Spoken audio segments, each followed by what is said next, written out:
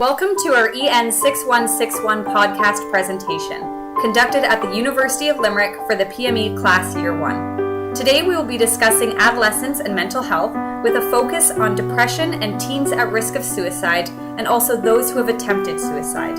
This podcast was created by Helena Halpin, Carrie-Ann Kelly, Donna Roach, and Alicia Soanes. First, let's start off by introducing you to two teenagers, Lisa and Mark. Lisa is top of her class and has many friends. Mark struggles in school and tends to eat lunch alone. Lisa likes everything to be perfect and often gets upset or anxious when things don't turn out that way. Mark hates to get out of bed and at the weekend may stay in bed until 5 or 6 p.m. Because Lisa strives for perfection, she often lies awake at night, worrying that she's not good enough. Mark used to love to play rugby until he had a falling out with his best friend, and he no longer likes to play. When around her friends, Lisa is the icon of happiness and energy, as she often medicates her tiredness with energy drinks and coffee. Mark has been falling behind in school as he has been finding it hard to concentrate. In the past few weeks, Lisa has lost a lot of weight due to a loss of appetite. Mark often feels numb and self-harms in order to feel pain. Lisa often feels as though she is not good enough to be part of her family, and that life may be better for them if she weren't around.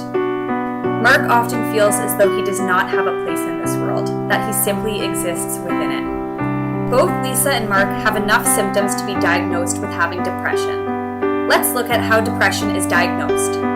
Depression is currently screened for by doctors using the acronym SIGCAPS. Each letter stands for a symptom. If 4 to 5 of these symptoms occur in a 2-week time period, the patient should be diagnosed with depression.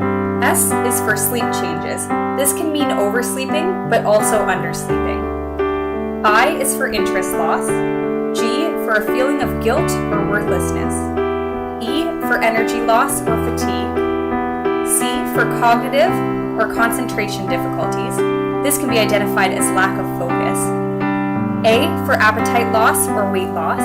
P for psychomotor or agitation. And S is for suicidal ideation, also known as suicidal thoughts.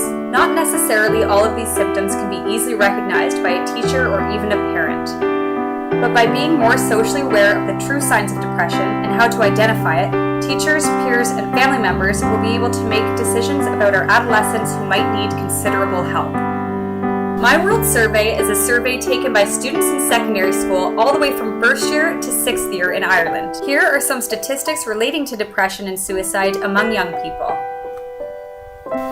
Pupils reported bullying to be one of the major stressors that affected their lives and caused depression. 40% reported that they had been bullied during their lifetime. 3/4 of students, or 75%, were more likely to use a friend as a source of support for bullying, which shows the impact peers have on individuals.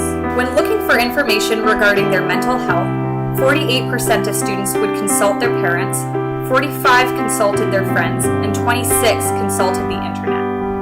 43% of students reported that they believed their life was not worth living at one point. More than 20% of students reported that they had deliberately hurt themselves. 7% of the students admitted to attempting suicide. 24% of these were in the past year. 53% of those who attempted reported not looking for any help after. 65% of those who did receive help reported the help they got to be useful. Let's now talk about how we can identify which adolescents are at risk. Risk factors are characteristics that make it more likely that someone will consider, attempt, or die by suicide. Some of these risk factors are impulsive or aggressive tendencies, history of trauma or abuse, family history of suicide, a sense of isolation, change in their mood, links to depression, loss of interest in things they used to love before.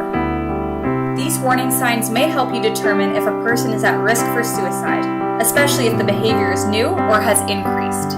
Research has also found that students with socio-emotional difficulties who perceive lower support within the school system may consider suicide.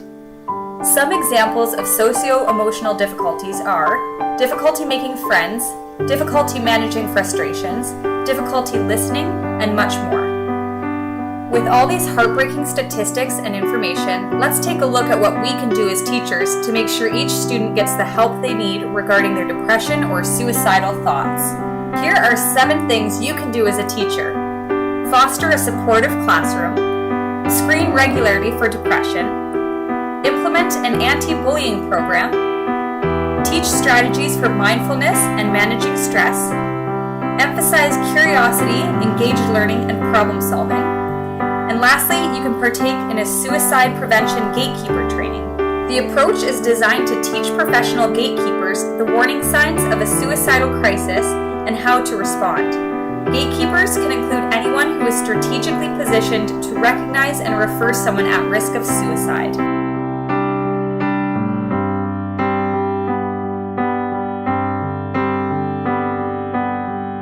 We hope you found the information in this podcast informative and beneficial. Thank you for listening.